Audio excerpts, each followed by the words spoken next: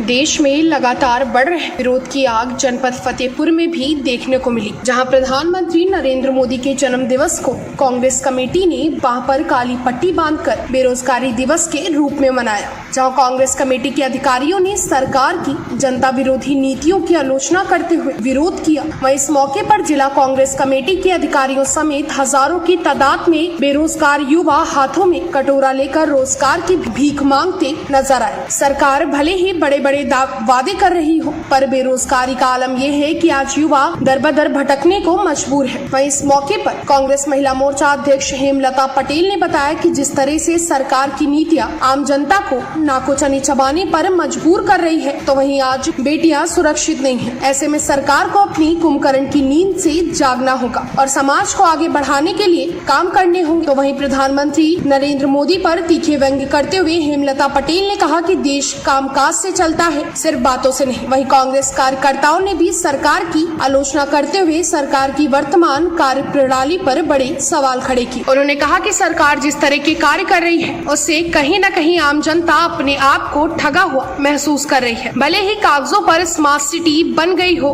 पर आज फतेहपुर समेत पूरा भारत भ्रष्टाचार के आगोश में खून के आंसू रोने को मजबूर है।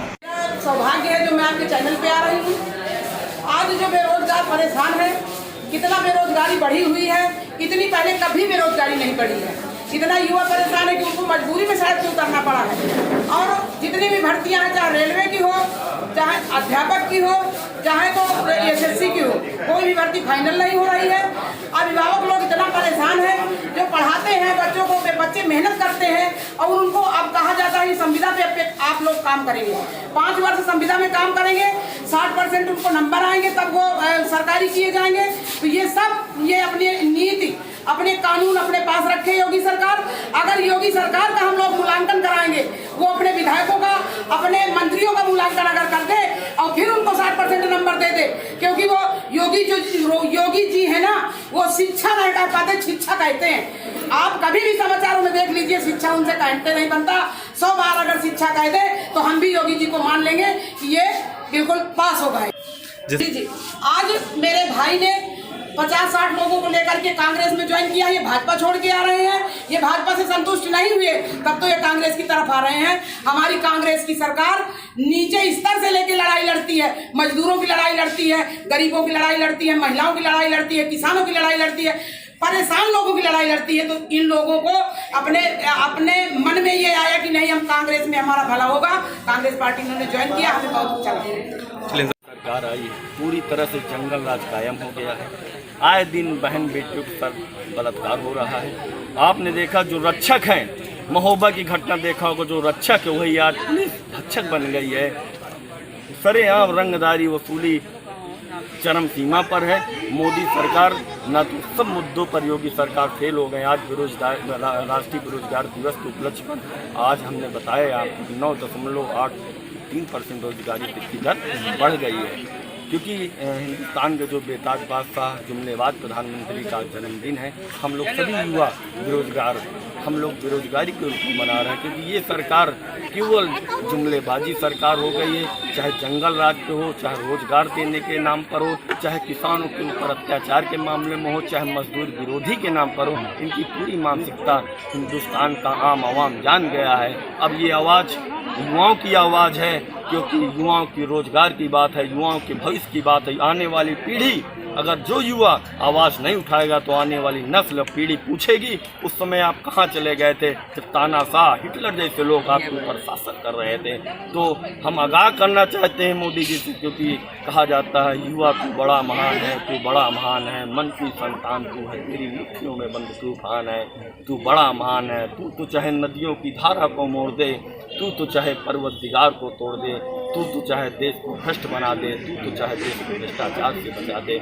अब सरफरोशी की तमन्ना हमारे दिल में, हम लोग युवाओं ने एक ठान लिया है कि आवाज़ दो हम एक हैं। अब ये सरकार अगर इसी तरह तानाशाही करेगी तो 2014 की पहले वाली स्थिति हो जाएगी, 2 सीटों में संघर्ष करना पड़ेगा। जैसे अगर हम बात करें कि जो प्राइवेट सेक्टर की कर दिया गया ये सारी नौकरियां, इसमें किस तरह से देखते हैं युवाओं के भविष्य? अच्छा ये बताइए, जो पुलिस वाले आज हमारे ऊपर लाठी चलाने की धमकी दे रहे हैं, प्रशासन को मारने की धमकी, क्या इनके बेटे नहीं है? क्या आपके भी बेटे हैं? आप पूछिएगा निजीकरण में किस तरह शोषण होता है। प्राइवेट कंपनियां 2-2 लाख रुपया करके भर्ती करेगी, युवाओं का शोषण करेगी, छात्रों का शोषण करेगी, इसके बाद भगा देंगी। इसके बाद हमारे लड़के IAS PCS बनने, इलाहाबाद कर्मचारी बनने, सरकारी कर्मचारी का संविदा कर्मचारी बनने के लिए जाते हैं।